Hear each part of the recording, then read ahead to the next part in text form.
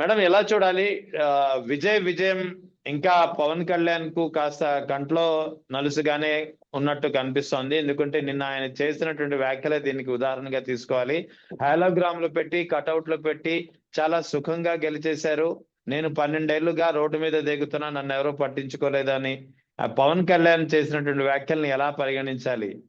Sir ఇది ఎలా ఉందంటే సార్, అవతల వాళ్ళు గెలిచారని ఆయన్ని జన సైనికులో లేకపోతే వైసీపీ వాళ్ళో లేకపోతే కులపోళ్ళో హేళన చేస్తుంటే దాన్ని ఎలా తప్పించుకోవాలో తెలియక ఏముందిలే గెలిచేసినాడు అని అంత తేలికపాటి మాటని ఎలాంటి పదాలతో వాడారంటే, కటౌట్లు పెడితే గెలిచేస్తారా, హాలిగ్రామ్స్ పెడితే గెలిచేసినారు, లేకపోతే హోలిగ్రామ్స్ అన్నారు, లేకపోతే ఆ అదేంటో అదేంటో మనం కొన్ని పదాలు చెప్పలేని. సో ఇటువంటి పరిస్థితుల్లో అంత తేలిగ్గా అంటే కటౌట్లు పెడితే గెలిచేసినారంటే నీకెన్ని కటౌట్లు పెట్టినామో చూసినావా? జిల్లాల వారీగా ఎన్ని కటౌట్లు పెట్టారో, మండలాల వారీగా ఎన్ని కటౌట్లు పెట్టారో మీరెప్పుడు మీ కటౌట్లు చూసుకోలేదా? లక్షలు ఖర్చులేనియండి. ప్రజారాజ్యం నుంచి ఇల్లు ఒళ్ళు గొల్ల చేసుకుంది కేవలం ఫ్లెక్సీలకి, కటౌట్లకి. కొన్ని కటౌట్లు చూసి నమ్మేయాలి. డూడ్ అంటే ఏదో సినిమాలో డైలాగ్ అనుకున్నాం గానీ ఇప్పుడు ఏం చెప్తే అర్థం అవుతుంది. కొన్ని కటౌట్లు చూసి నమ్మారు. కానీ ఇక్కడ ఎన్ని కటౌట్లు పెట్టినా జనాల్లో నమ్మకం కలగల. ఎందుకంటే 2014, 19లో మొట్టమొదటి అడిగే అవతల వ్యక్తి గెలుపుకి కారణమయ్యారు. పోనీ అవతల వ్యక్తి ఏమన్నా వీర స్వాతంత్ర వీరుడా? కాదే. తన అన్న ప్రజారాజ్యం కుప్పగూలిపోవడానికి గల కారణాలు. లేకపోతే రంగా గారి చావుకి అన్ని వేళ్లు అతని వైపే చూపినటువంటి పరిస్థితులు. గతంలో ఎన్నో సార్లు మీరే స్వయంగా మీ తండ్రి చావుకి మీ మామ చావుకి కారణమైన వాళ్ళు మీరు. మీ మామని వెన్నుపోటు పొడిచినారు అంటూ మీరు కూడా, మీరు మీ అన్న మీ వాళ్ళు ఎంతో మంది సంబోధించినారు. మీకు ప్రాణం కంటే ఎక్కువైనటువంటి మీ అన్న చిరంజీవి గారి మీద కోడిగుడ్లు, టమాటాలు వేసి ఆయన టికెట్లు అమ్ముకున్నారని బురద జల్లిన వ్యక్తిని స్వాతంత్ర సమరయోధుల్లాగా మీరు గుర్తించి దగ్గరుండి గెలిపించినారు. సరే 14, 19 దరిద్రం ఏంటంటే జనసేన వాళ్ళకి ఒక అండర్స్టాండింగ్ ఐడియా ఉంది కానీ టీడీపీలో కాపుల పరిస్థితి దారుణంగా ఉంది సార్. వాళ్ళు పాపం చంద్రబాబు గారు చెప్పినప్పుడల్లా పవన్ కళ్యాణ్ తోపు తురుమనాల, చంద్రబాబు గారు తిట్టమన్నప్పుడు పవన్ కళ్యాణ్ గారు నెత్తిన రూపాయి పెడితే పావులాగా చల్లదనాల. అరే, ఒక వ్యక్తులు ఒక స్టాండ్ మీద ఉంటారండి. ఇప్పుడు జనసేన వాళ్ళు ఆయన ఎటు చెప్తే అటు వెళ్తాం ఆ పరిస్థితిలో. కానీ టీడీపీ వాళ్ళ పరిస్థితి మనసు చంపుకొని ఒకసారి తిట్టలేరు, మనసు చంపుకొని ఒకసారి పొగడను లేరు. ఆఖరికి ఏమనేసినారు? ఏమన్నా ఊరికే చేసినాడాయా? ఊరికే చేశాడా? పేమెంట్ తీసుకొని పని చేశాడు, ఊరికే చేస్తే పొగినా పొగడచ్చు, తిట్టినా తిట్టచ్చు అంటూ ఒక ప్రాపకాండ లేవనెత్తినటువంటి టీడీపీ వాళ్ళు ఈ రోజు ప్యాకేజ్ స్టార్ అనే పదానికి వాళ్ళు నాంది పలికినారు సార్. 14, 19లో తమరి మొట్టమొదటి అడిగే అవతల వాడి గెలుపు కారణమయ్యారు. తర్వాత 19లో అవతల వాడు ఓడిపోవడానికి మీరు విడిపోయినారు. మేమెందుకు విడిపోవాల్సి వచ్చింది? దగ్గరుంటే అంటే కలిసినా విడిపోయినా అవతలోడు గెలుపు పక్కా అన్నప్పుడు కొద్ది గొప్ప ఓట్లన్నా చీలుద్దాం, కుదిరితే చెట్ట చివరి వరకు ప్రయత్నిద్దాం అతని ఓటమికి అని. పాపం మీ ప్రయత్నాలు అన్నిట్లో ఎలా ఉన్నాయి అంటే దీన్ని ఒకదాంతో పోల్చొచ్చండి. విశ్వామిత్రుడు కోసం పైనుంచి ఒక తార ఊర్వశీన అండి వచ్చేది. అవునండి. ఊర్వశి తపోభంగం చేయడానికి వచ్చిద్దండి. దేనికోసం అంటే ఇంద్రుడు చెప్తాడు విశ్వామిత్రుడు తపస్సు భంగం చేయమని. ఊర్వశి పైనుంచి వస్తది, విశ్వామిత్రుడు తపస్సు భంగం చేస్తుంది, వెళ్ళిపోతుంది. ఇదే కదా జరిగింది. సో అక్కడ ఊర్వశికి విశ్వామిత్రుడికి ఒక బిడ్డ పుడతాడు. ఆ బిడ్డని ఊర్వశి ఏమన్నా సాకిందా? సాకలేదే. తల్లిగా మాతృభావన తీసుకుందా? తీసుకోలేదే. నా వల్లే పుట్టాడు అని భావించిందా? భావించలేదే. ఇంద్రుడు దేనికి పంపించినాడు ఊర్వశిని? విశ్వామిత్రుడు తపస్సు భంగం చేసి అయిపోయింది. గౌరవ పవన్ కళ్యాణ్ గారు ఎందుకు విడిపోయారు? జగన్ గారిని ఓడించాలి, జగన్ గారిని ఓడించడం కోసం అధపాతాళం తొక్కడం కోసం వచ్చాడు, ఓడించినాడు, వెళ్ళిపోయాడు. జనాల్లో ఉన్నాడు.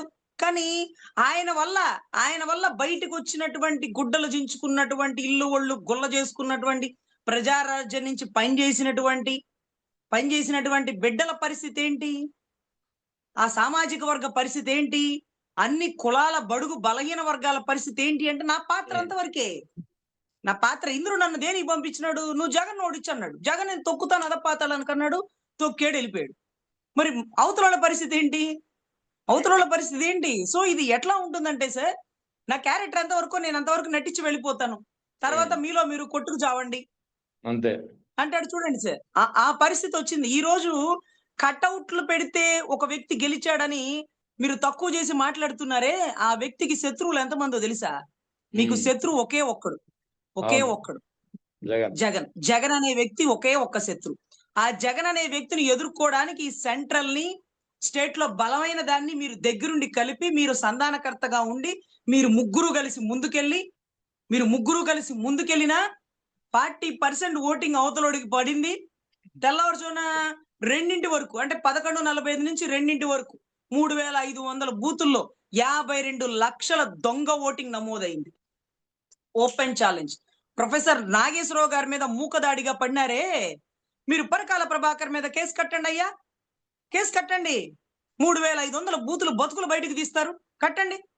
ఆయన మీద చర్యలు తీసుకోండి అంటే ఒక్కడైనా చర్య తీసుకోడే. అంటే ఇక్కడ ఏం జరుగుతుందంటే, ముగ్గురు కలిసి వచ్చిన ఒక వ్యక్తిని ఓడించలేని పరిస్థితి.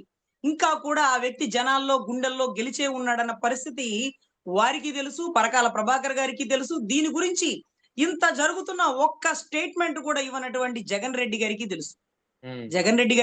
చచ్చిన పావుని పలుసార్లు చంపకూడదు. ఆల్రెడీ జనాల్లో ఓడిపోయిన ధోరణితోనే వాళ్ళు ఉన్నారు. వాళ్ళలో వాళ్ళు కొట్టుకు చూస్తున్నారు.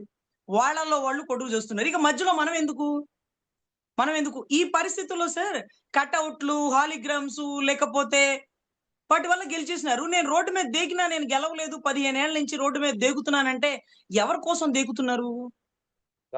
ఆ పదాలేంటి? అంటే ఎవరి కోసం? చంద్రబాబు గారి కోసమే కదా మీరు రోడ్డు మీద పడుకునింది. రాష్ట్రంలో జరుగుతున్న అత్యాచారాల గురించి పడుకున్నారా?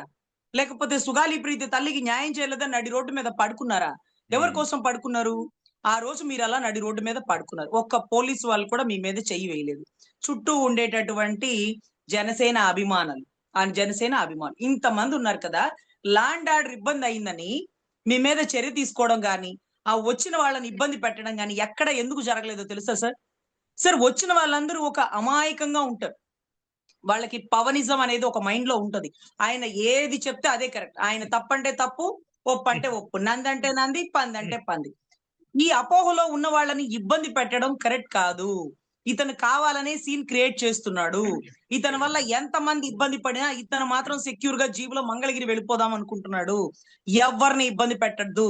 అతను అనుకున్నట్టుగా అతను మంగళగిరిలో దించేసేయండి. మీరు అతన్ని టచ్ కూడా చేయొద్దు. అతని ఐడియాలజీ, అతను చేద్దాం అనుకున్న విధ్వంస ప్లాను నాకంతా తెలుసు. ఏం తెలుసు? జగన్ గారిని మామూలుగా అక్కడ ల్యాండ్ ఆర్డర్ ఇబ్బంది అయినప్పుడు ఎవరికైనా డిపార్ట్మెంట్ ఇన్స్ట్రక్షన్ ఏముంటది? అతన్ని కస్టడీలోకి తీసుకొని అతను ఎక్కడికంటే అక్కడికి పంపించేయండి అంటారు. అదే కదా, లోకేష్ గారిని కూడా అటు ఇటు కదలనికన్నా కూర్చోబెట్టేసినారు. ఆయన ఎందుకు పోనిచ్చినారు? ఆయన వెనకాల ఉండేటటువంటి అమాయకమైన సైన్యాన్ని కాదు, వీళ్ళొక అభిమానులుగా ఉన్నారు, వీళ్ళని ఇబ్బంది పెట్టకూడదన్న ఉద్దేశంతో ఆ రోజు వదిలేసినారు. సరే, ఇక్కడ అంత తేలికపాటి మాట విజయ్ గారి గెలుపు గురించి మాట్లాడితే, విజయ్ గారికి శత్రువులు ఎంతమంది? అటు సెంటర్ లో బీజేపీ, ఇటు సెంటర్ లో కాంగ్రెస్, అక్కడ లోకల్ గా బలంగా ఉన్న స్టాలిన్ గారి పార్టీ, ఇంకా చిన్న వాళ్ళు, వీళ్ళందరూ వీళ్ళందరూ కూడా ఒక వ్యక్తి మీద ఒంటరిగా యుద్ధం ప్రకటిస్తున్నప్పుడు, ఈ ఒంటరిగా ఉండేటటువంటి ఒక వ్యక్తి వల్ల ఒక 40 మంది చనిపోయారు, నీ మీటింగ్ల వల్ల నిన్ను అరెస్ట్ చేసేస్తున్నావు, నిన్ను కస్టడీలోకి తీసుకుంటావు, నువ్వు కోర్టులో ప్రొజెక్ట్ అవ్వాలి, నీ ఆస్తులు ఎంత, నువ్వు ఎక్కడెక్కడ ఏమేమి చేస్తున్నావు, లేకపోతే నీ కుటుంబంలో నీ భార్యకి నీకుండే విభేదాలంటే ఇవన్నీ కూడా బయటకు తీసుకొచ్చిన ఒక వ్యక్తి ఏ ఒక్కరి సహాయం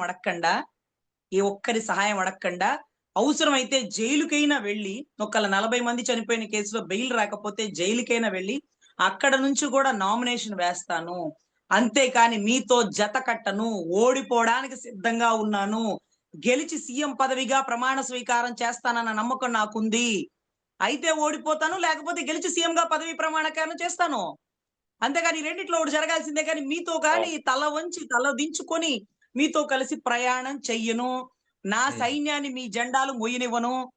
ఒకవేళ ఇప్పుడు కూటమి గెలిచి, ఏదైతే విజయ్ గారు గెలిచి అవసరం కోసం వచ్చేటటువంటి రాహుల్ గాంధీ వారు గెస్ట్ రోలేగా అక్కడ మెయిన్ అభ్యర్థి ఎవరు? సీఎం అభ్యర్థి ఎవరు? విజయ్.